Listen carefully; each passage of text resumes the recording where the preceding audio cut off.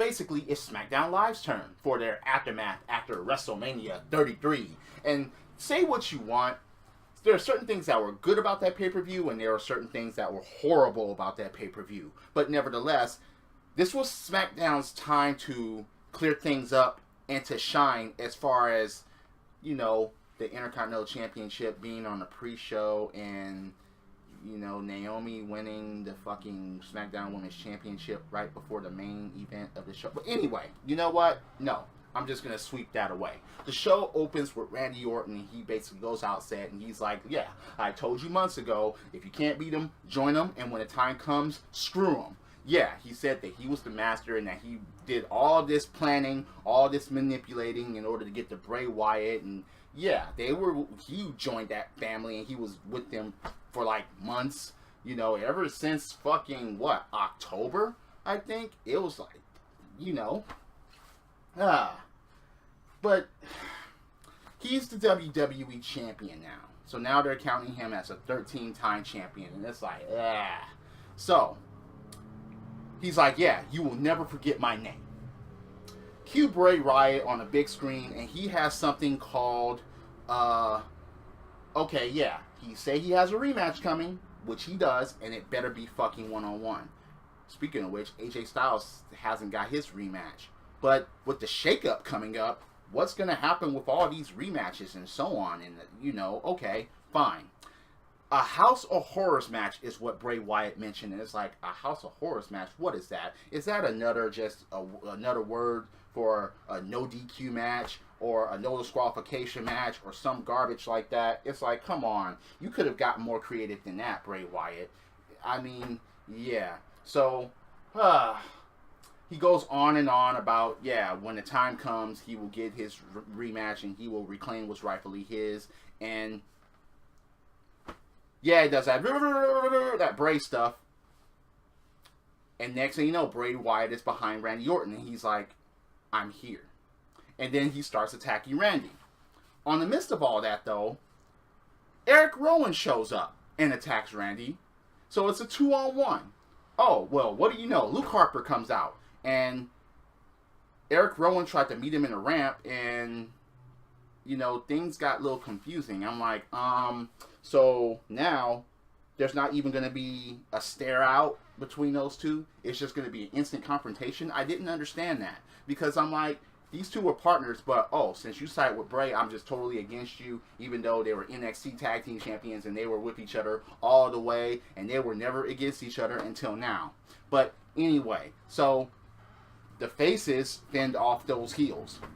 So, yeah, how much you want to bet there's going to be a tag team match at the end of the show?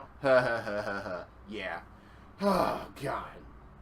So, you have Jiz and Jizette saying that they're going to call out Cena and Nikki later on tonight. And it's like, oh, God.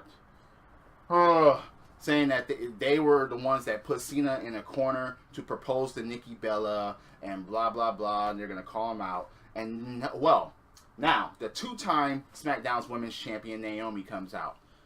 And she will face Alexa, and Alexa is granted her rematch. And it's funny because you can say that the two-time champ about Alexa, you can say that about Naomi, but you can't say that about Becky. Anyway, the match was okay. It wasn't extravagant or anything like that, but Naomi did end up winning, and she looked like she injured herself again. She looked like she injured her leg, and she was hobbling, trying to dance with the belt at the end of the fucking match, and I'm like, you better not fucking get injured and forfeit this belt again. Because if that happens, I say that you should never get that belt again. Because you're too much of a liability. You're a risk factor if that were to fucking happen. So don't be injured. Please don't be injured. Even though I'm eating my words and still surprised that she's the champion in the first place. But fuck, man. Please just... No, I'm sick and tired of motherfuckers getting injured and forfeiting belts. And then... Yeah. Kurt Hawkins has an open challenge. Kurt Hawkins, a joke. More than a joke than Zack Ryder at this point. So he has an open challenge, and he says, I'm going to count from 10. 10. 10. The perfect 10. Ty Dillinger debuts in a squash match on Smackdown Live against Kurt Hawkins. Well, what else are you going to do? This was just basically his introduction. He's like, look, I'm here now, and so on. But is he staying there because of the shakeup? Yeah, it's just... Yeah, anyway.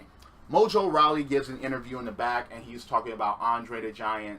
And, you know, of course, he was saying how he celebrated and so on and so forth. And he wanted to be, you know, like Andre, and as far as his celebration and all. And he's like, look, he's just getting started, and everything remains to be seen with Mojo Rawley. I'm not feeling Mojo Rawley. Sorry, I'm just not. It's just, yeah. So, John Cena and Nikki Bella come out. No, it's The Miz and Maurice dressed as them again. They go to the ring. Basically, they're impersonating. And it's like, come on, man. If you think we've seen enough, why the fuck would you dress as them? Why the fuck would you impersonate them? Why the fuck? I mean, come on, man. They think that it's entertaining when you make fun of them. So why keep doing it? It's not hurting them. It's not offending them. It's not pissing them off. It's just, yeah, I guess it's for the fans and so on and so forth. Because the fans liked it. I just thought it was a waste of time because it was basically a wash, rinse, repeat on what they have been saying all along about the whole marriage thing, and to say that they had a cheap WrestleMania moment and try to make themselves look like an actual real couple and relatable as human beings and so on and so forth. And it's just like, oh God, you lost to Cena and Nikki, so now you had to become Cena and Nikki. Oh yeah, John Cena's going to be gone for a very long time. Okay, yeah, he's gone to film a movie and he's coming back. He already addressed that already. And then Nakamura. Shinsuke Nakamura. Violin player in the fucking aisle. Alright.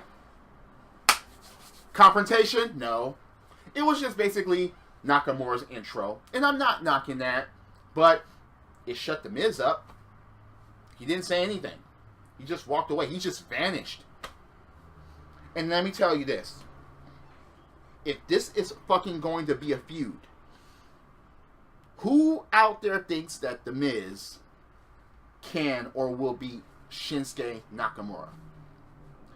If you think that, I want you to lay it on me. Comment below and tell me how. Please. But yeah, Shinsuke Nakamura, he gets his intro, so now he's Smackdown Live. For now, again, with the shakeup coming, we have no idea what's going to fucking happen. Yeah, a superstar with true charisma, a superstar with, a true superstar, and a true wrestler comes out, and The Miz disappears. Nakamura. Yep, Nakamura chant. So, Baron Corbin versus Dean Ambrose in a street fight. A pretty entertaining street fight. But the title is not on the line. And it was like, fuck. Okay, Baron Corbin wins, but at least the street fight was kind of entertaining. Dean Ambrose was going on the top rope, and Baron Corbin threw a chair at him. So Dean Ambrose falls off, and then that's when he hits the end of days. But, dude, why wasn't it for the Intercontinental Championship? What, are they going to put Dean Ambrose on Raw with that title? Who knows, dude? It's just... yeah. So, here comes the money. Shane O'Mac comes out, he hits the ring, and he talks about the shakeup. And he talks about, yeah, he doesn't know what's going to happen. And he addresses the shakeup quite a bit. But then, AJ Styles hits the ring, and he's like, look, I don't want to go anywhere. Yeah. And he was like, and I owe you something. Extends his hand. There was a handshake between AJ Styles and Shane O'Mac. AJ Styles was going to walk away and then turned around and kind of, you know, does the traditional flinch, but Shane is ready for him. And AJ Styles, he smiled and he, you know, does his traditional, yeah, no, they don't want none, okay? Is AJ going to stay on Raw? I mean, stay on SmackDown, or will they transfer him over to Raw? And so he'll never get his fucking one-on-one rematch for the WWE Championship. Who knows? At this point, it's just like, So, you have Randy Orton and Luke Harper going against Bray Wyatt and Eric Rowan. Eric Rowan, he's improved quite a bit. it shows in this match. He didn't really botch, but okay, his moves weren't amazing, but he did throw a drop kick during this match. I was like, okay, a new Eric Rowan. But he still gets pinned when that Wyatt shit comes up. And then the Wyatt shit comes up again because Randy was about to RKO Bray, but he ended up from inside of the ring to the aisle. And then Eric Rowan is left all alone with a big boot from fucking Luke Harper and an RKO from Randy Orton. 1, 2, 3, and that's it. It's like, okay. It's funny because you saw no tag teams. I mean, damn, you didn't see the tag team champions. I mean, what is that going to be a shakeup? Are American Alpha going to go to Raw? Or are Anderson and Gallows going to come in SmackDown? I mean, the champions most likely are going to stay put. Wait, can the blue belts go to Raw? Can the red belts go to SmackDown? I don't think so. Maybe the mid-card belts can switch, but that's about it. I don't see. I mean, look. I think that's out. I'm not sure unless... No, I just don't see that happening. So, anyway, what you think of the show? And what do you think of my opinions? Are they full of shit? Or do you agree? I mean, I would like to read your comments. Please, lay it on me. I'm always open to a debate about wrestling and all this garbage. But the shakeup is going to be something that's going to be very important and something that we're going to have to keep our eyes open for because that's going to, affect the feuds for at least the next year. I already said The Miz versus Nakamura? No, dude, it's just, God, I don't know. Ty Dillinger just got the Smackdown. He could be the perfect 10 on his way to the Intercontinental Championship if they do it right, but I don't know. Finn Balor, could he go to a fucking SmackDown? Seth Rollins to SmackDown? AJ Styles to Raw? I don't know. It's just, we just got to wait until next week to see. So, anyway, leave your comments below. Hit that like button. Hit subscribe. Just, I don't know.